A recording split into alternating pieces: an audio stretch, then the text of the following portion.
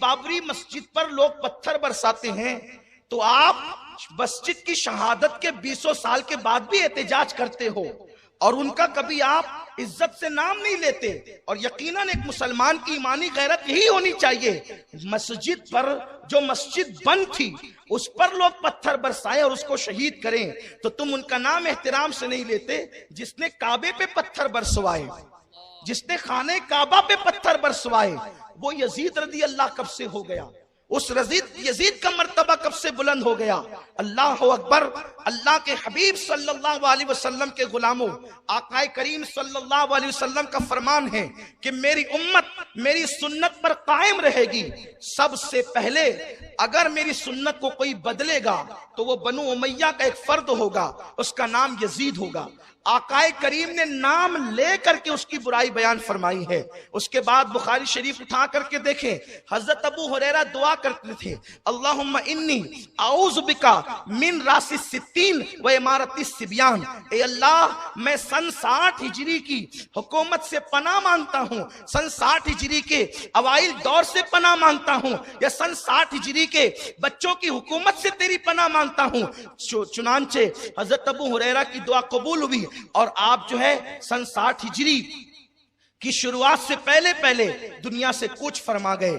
آپ دیکھیں آخر ابو ہریرہ وہ کون سی گندگی دیکھ رہے تھے 60 کے بعد یا 60 میں، جس کی بنیاد پر آپ پناہ مانگ رہے تھے. اور بخاری کی یہ الفاظ امارت الصبیان بتاتے ہیں کہ میں بچوں کی حکومت سے، اور یزید جس وقت تخت نشین ہوا اس کی عمر 34 سال تھی یا 37 سال تھی. اسی سے متعلق مورخین نے بیان فرمایا ہے، یزید علی اعلان شرابی، یزید پھوپھیوں کے ساتھ نکاح کرنے والا، پھوپھیوں کو اپنے حرم میں رکھنے والا، جبکہ نص قطعی ہے کہ پھوپھی کے ساتھ نکاح نہیں ہو سکتا. سوتیلی ماں کو اپنے حرم میں رکھنے والا، یہ سارے یزید کے کیریکٹر ہیں. ہم اس کے ساتھ ایگری نہیں کرتے.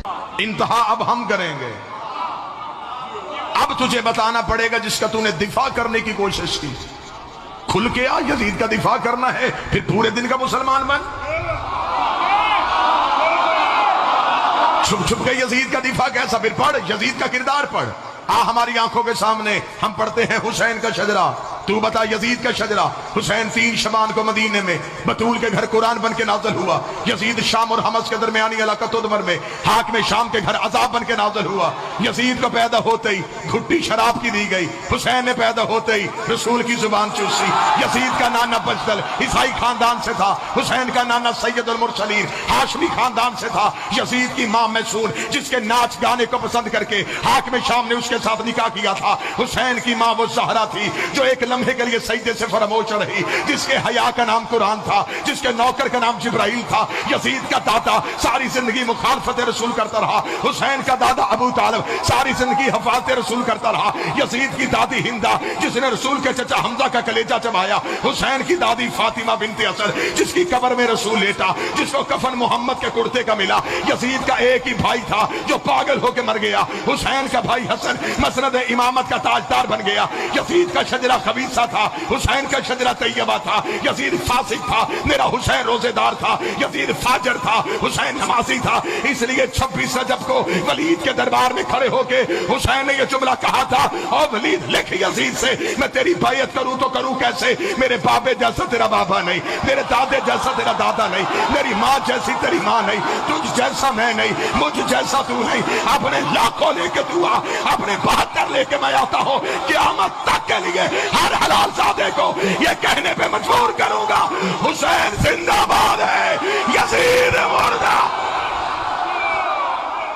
ابن زیاد اقرار کر رہا ہے، صحابہ بیان کر رہے ہیں کہ قتل یزید نے کرایا، حکم دیا، آپ کے قتل پہ خوش ہوا. حدیث کی کتابوں کو بھی نہیں ماننا، ائمہ کی تصریحات کو بھی نہیں ماننا، تابعین کو بھی نہیں ماننا، یزید کے اپنے اقرار کو نہیں ماننا، اس کے خط کو نہیں ماننا، ابن زیاد کے اقرار کو نہیں ماننا. تو چلو اس سوال کا جواب دو، اگر وہ شامل نہیں تھا اس رضا میں تو اس نے ابن زیاد کو قیاس کے طور پہ قتل کیا، کوئی سزا دی؟ اس نے خولی کو کوئی سزا دی؟ اس نے شبر کو کوئی سزا دی؟ کسی ایک کو سزا نہیں دی، بلکہ ان کے درجے بلند کیے. وہ خوش تھا.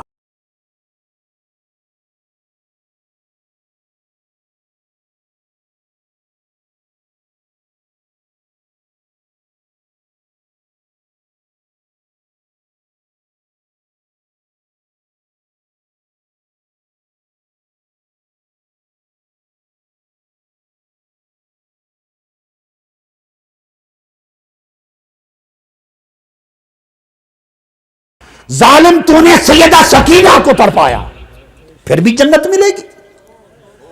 تو نے علی اصغر کی جان لی تیرے لشکر نے، پھر بھی جنت ملی۔ علی اکبر چھینا، پھر جنت ملی۔ 72 لاشیں مصطفیٰ کے تڑپائے، پھر جنت ملی۔ نیزے پر حسین کے اور شہداء کربلا کے سر سفر کر کے گئے، پھر بھی جنت ملی۔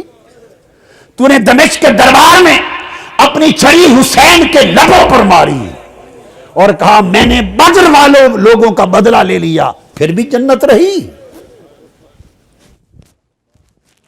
اور مارکہ کربلا کے بعد جب اہل مدینہ نے یزید کی بیعت توڑ دی، کل کتب حدیث سیر اور تاریخ میں درج ہے، تو اس نے مدینہ پر حملہ کیا، 10,000 اہل مدینہ شہید کرائے، 700 جلیل القدر صحابی شہید کرائے۔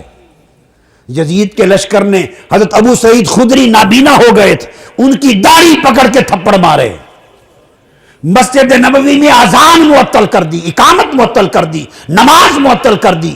3 دن مصطفیٰ کے مزار پر اذان نہیں ہوئی، مسجد نبوی میں اذان نہیں ہوئی۔ اور ہر کتاب میں البدایہ والنہایہ میں، تاریخ طبری نے، تاریخ الخلفاء میں، ابن اسیر میں، تاریخ خلدون میں، تاریخ ذہبی میں، ہر سیرت کی اور تاریخ کی کتاب میں درج ہے۔ لشکر بھیجتے ہوئے یزید نے کہا میں تم پر مدینہ شہر 3 دن کے لیے حلال کرتا ہوں، جو چاہو کرنا، پھر بھی جنت رہی۔ کون سی جنت ہے تمہاری؟ مذاق ہے۔ اگر تو جنت مصطفیٰ کی ہے اور بانٹنے والے اس کے حسن اور حسین ہیں اور فاطمۃ الزہرا ہے، پھر اس جنت کی بات کرتے ہو؟ جس نے 3 دن روضہ رسول پر خچر باندھے، یزید کی فوج نے اونٹ باندھے، 3 دن حضور کی مسجد نبوی میں اذان نہ ہوئی، حضرت سعید بن مسیب رضی اللہ تعالیٰ عنہ دوڑ کے گھر نہ جا سکے، فوجی گھسائے اندر، وہ منبر کے نیچے چھپ گئے۔ حضرت سعید بن مسیب تابعی، وہ کہتے ہیں خدا کی قسم 3 دن تک حضور کی قبر انور کے پاس میں چھپا رہا، چونکہ اذانیں تو ہوتی نہیں تھی، نماز بند تھی، خچر گھوڑے باندھ دیے تھے، تو نماز کے وقت کا مجھے پتہ چلتا تھا، قبر مصطفیٰ سے اذان کی آواز آتی تھی۔ اس نے ادھر مارکہ کربلا بپا کیا اور تاجدار کائنات کو تڑپایا، ادھر شہر مدینہ میں خون عام کیا اور حضور کی قبر انور اور مسجد نبوی کو ویران کیا۔ اور پھر اس کے بعد اس نے لشکر بدلا اور مکہ پر حملہ کیا، مکہ پر، اور منجنیق کے ذریعے پتھروں سے بارش کی اور خانہ کعبہ کا غلاف اور خانہ کعبہ کی چھت اور کعبہ جلا دیا۔